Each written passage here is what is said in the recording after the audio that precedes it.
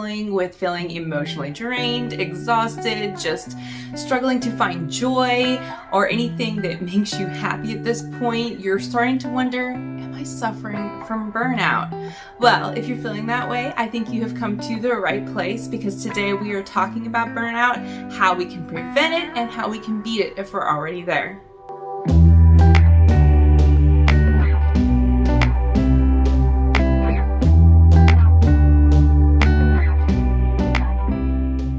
If you're new here, my name is Rachel from Thebehaviorcheckin, and I am a behavioral coach in Florida. And I am talking about burnout because I have been through it. I have been through it multiple times. I have been through it in multiple careers. It is something that I face often because I think a lot of it has to do with my personality type, and I end up in that situation. So I wanted to talk to you today about some of the things that I have done that have helped me beat burnout, and some things that might help you as well, especially if you are entering the education field and maybe you're worried because there's a lot of people talking about the stress that is in the education field, and you want some ideas on how you can better prepare yourself so that you don't fall victim to burnout. So really, what is burnout? Burnout is just feeling emotionally drained and feeling like you just can't keep up. You start maybe even losing some of your joy for things, and you just feel like you don't have energy or the motivation anymore, and just your passion for whatever you're doing is gone. You may even feel like you just don't want to go even do the things you enjoy anymore. This can look a lot like depression and anxiety, but the big difference between those things is if you do take a break from whatever is triggering your burnout, you tend to find yourself again and you feel better, whereas depression and anxiety is more chemical induced, and that may require more medical intervention.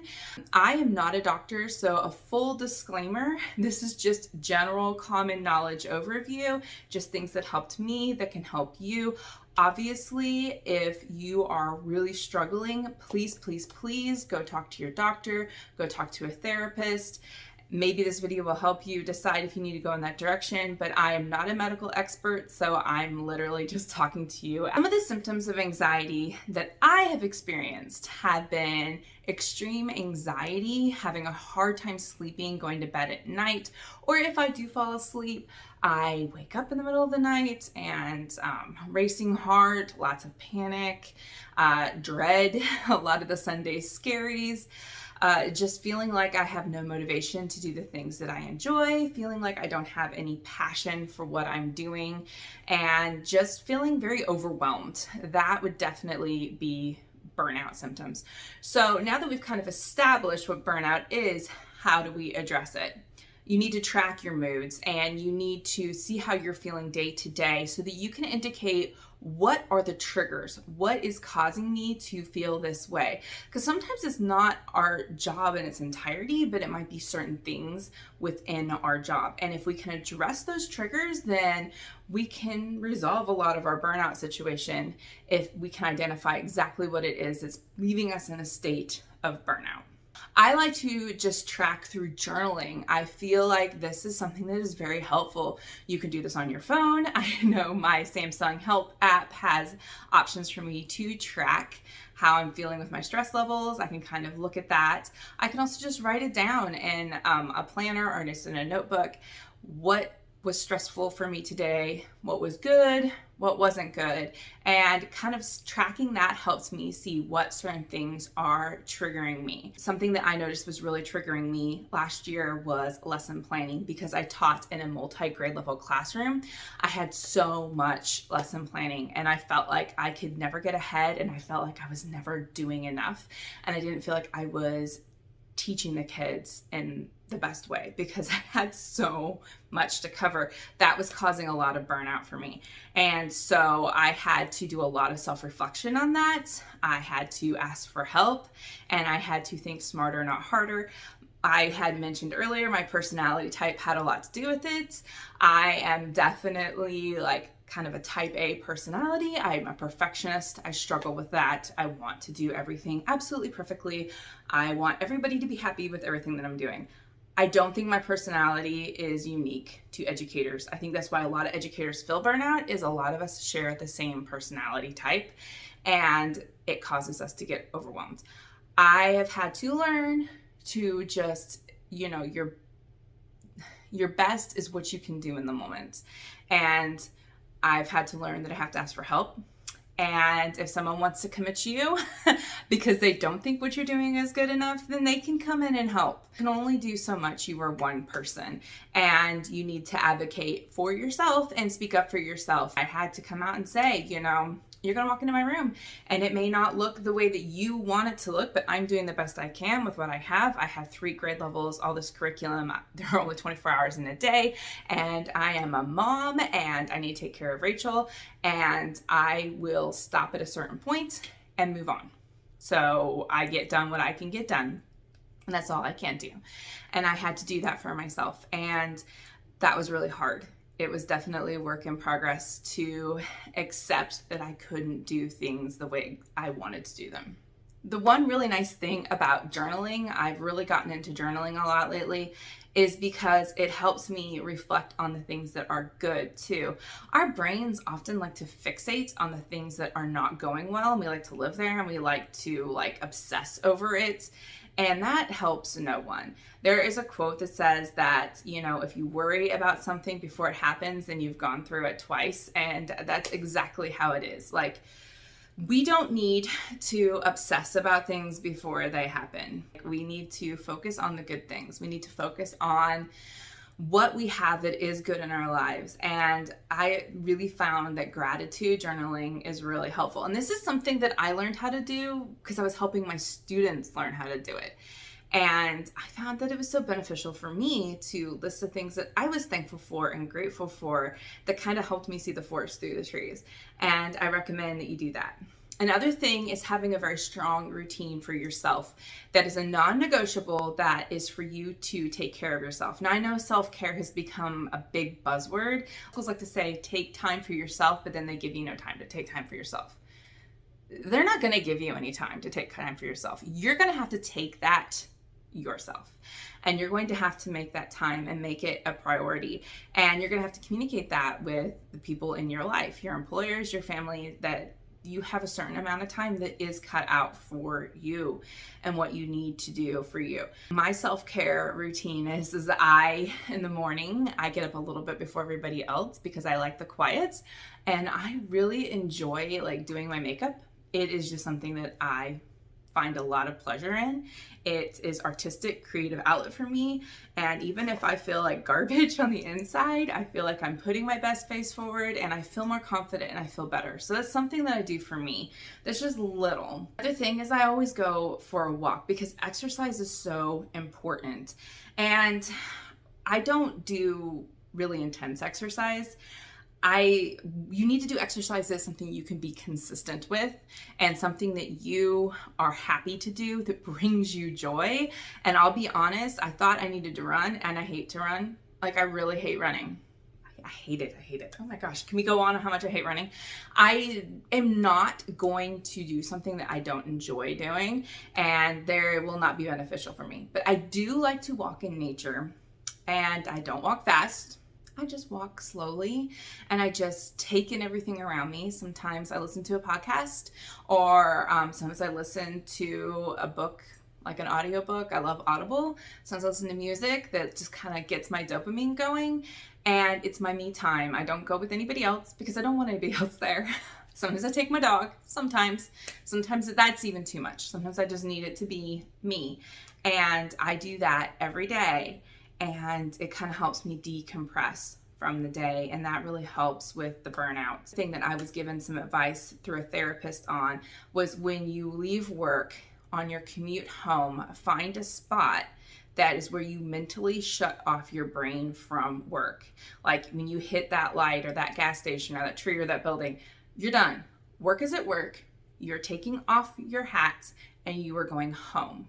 And you're just leaving it behind, even if you have to verbalize, all right, work is over, I'm home now. And that has been really helpful for me. I highly recommend you take that practice into account because you have to separate. Do not bring work home.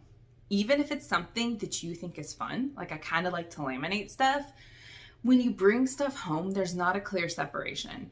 I will stay a little bit later sometimes. I don't like to do it very often. I have my boundaries on my work. I will stay a little bit later or go in a little bit earlier before I will ever bring it home, before it'll ever come in on my weekends. Like, my home is my sanctuary, and work and home do not meet. And that is a very firm boundary that you have to have.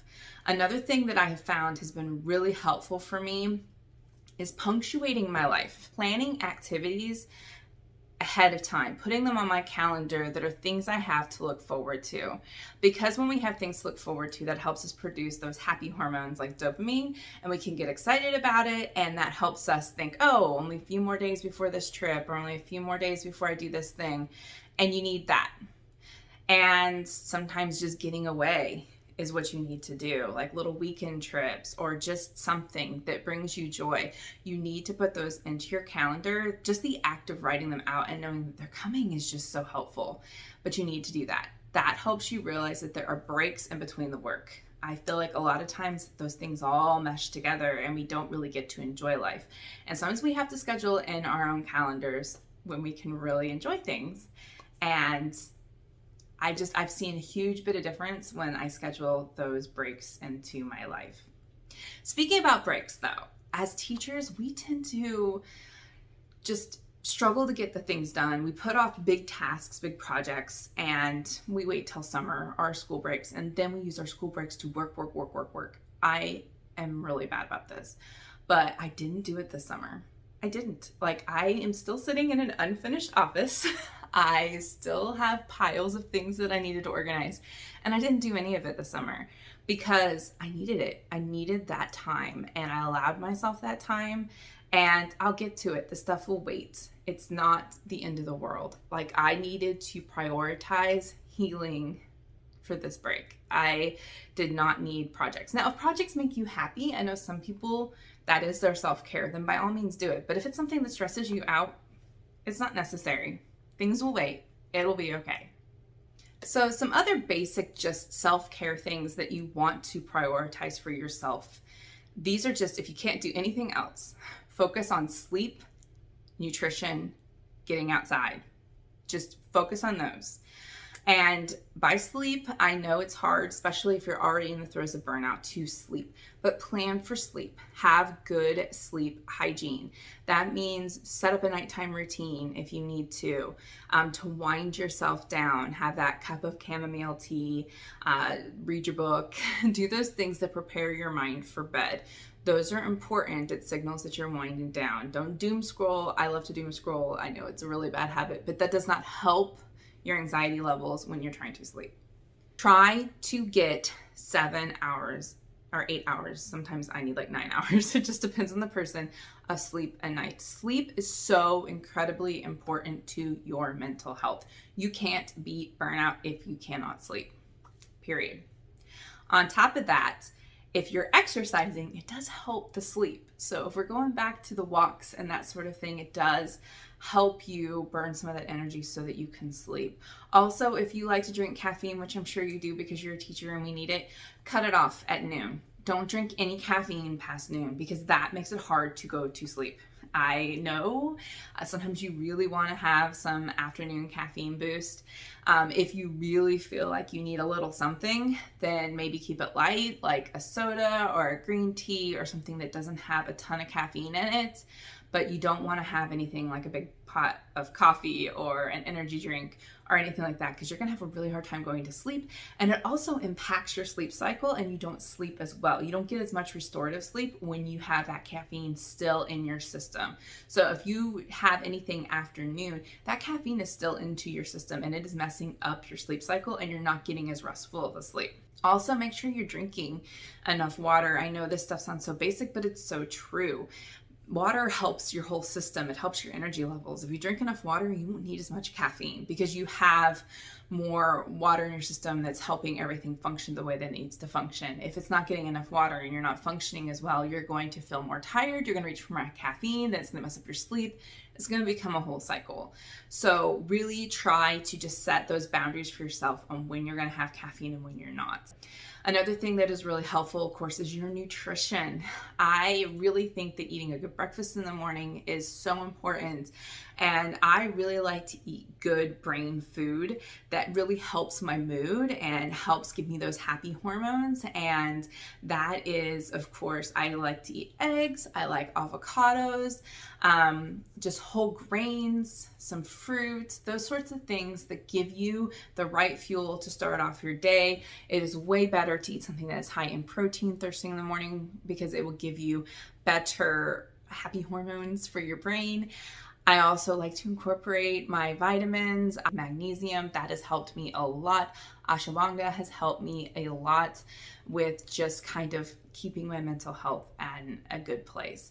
I have definitely gone to a doctor and received medical help before for anxiety and depression. And if you feel like you're at that level, once again, go do it. I also recommend seeing a therapist. It really helps to talk and get it out and have someone that you can voice your concerns to. Now, I know it's really hard right now. Like, the therapy industry is inundated, just like pretty much every industry is right now. And getting into a therapist, I know I've been trying to get into a therapist, and it's been extremely hard to find one that I can get into right now. So you can find a lot of those workbooks that you can do. You can talk to someone a family friend, someone you trust, that can help. And once again, back to the journaling. Something that I also do, that I did with my students, that has helped me immensely, sorry, I cannot talk, has been mindfulness. I absolutely love doing the breathing techniques, and they are so helpful. Just those meditation and thinking and breathing and saying the positive affirmations to yourself. It's just amazing what it does do for you, and taking those moments to take care of yourself. So I know this is just a general overview, but hopefully there were some tips in there that were very helpful and can help you move along your journey. And of course, I talk about this a lot, so you want to make sure you check out my other videos. But thank you so much for coming to my channel and watching this video. Make sure you like, subscribe, and share, and I will catch you in the next one.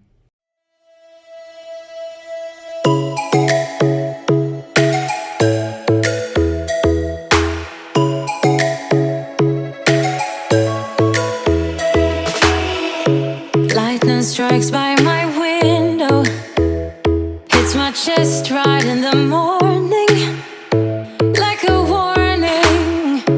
Could have slept here